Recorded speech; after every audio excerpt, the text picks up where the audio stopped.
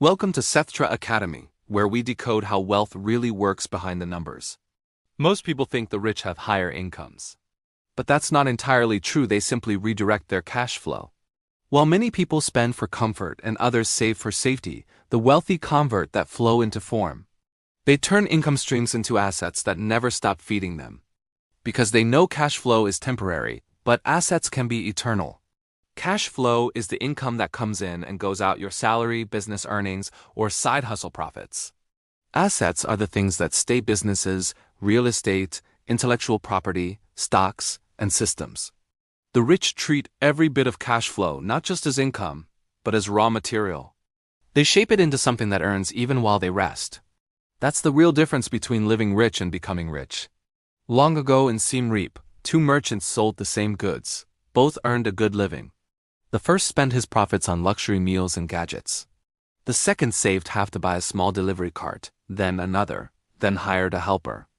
A year later, the first had memories. The second had a system. That's what the wealthy do. They upgrade their cash flow into capital. Think of cash flow like electricity. It must be channeled to create power. If you waste it on consumption, it just disappears. If you direct it toward creation, it becomes an engine. Every dollar you earn carries potential energy. If you want to be wealthy, your job is not just to earn it, it's to assign it a task. Ask yourself with every payment you receive, will this dollar work for me, or will it just disappear from me? The wealthy never let all their money flow in one direction. They divide it strategically. Imagine 3 destinations: life flow for necessities and family, growth flow for education and skills, and asset flow for investments that create independence. Many people focus only on the first.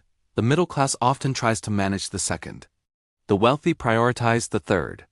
It's not always about how much they earn, but how wisely they direct the current. When you start allocating cash flow to assets, you begin shaping your future. Let's break down 3 main paths. First, financial assets.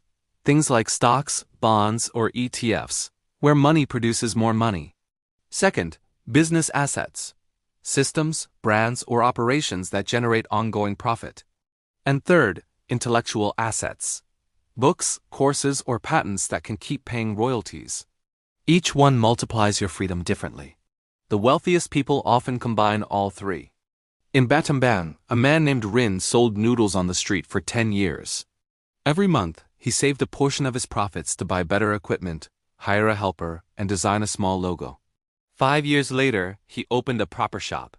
10 years later, he had 3 branches, all run by managers. He still visits his first cart every weekend, not to sell, but to remember. That's the essence of asset transformation, turning one small income stream into a structure that can outlive your effort. Every wealthy person follows this invisible cycle. Income leads to infrastructure, which leads to independence. First, you generate active cash flow through your work. Then, you reinvest that cash into assets, systems, or ownership, the infrastructure.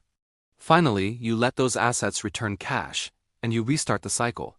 Many people spend their income, some save it. The wealthy restructure it. That's the difference between being cash rich and being wealth anchored. The rich tend to think in decades. They plant money trees, not seasonal crops. When they buy something, they ask, will this give me comfort, or will it give me continuity? Every purchase is a silent election between comfort today and freedom tomorrow.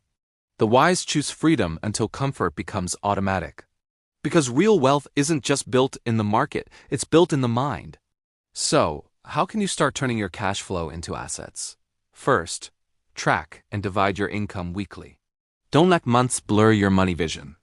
Second, aim to reinvest at least 10 to 20%. Even small amounts matter over time. Third, study asset creation. Learn about digital products, business systems, and investment literacy. And finally, think in decades, not paychecks. Assets grow on the timeline of patience. Wealth isn't about speed. It's about structure. If you're ready to stop trading all your time for money and start converting your cash flow into true capital, then this is for you. Here, we don't just teach investing, we teach wealth architecture. How to build assets that feed your future, fund your dreams, and free your time. Money comes and goes. Assets can stay and grow. Start building yours today. Thanks for watching, and if you found this valuable, please follow and subscribe for more.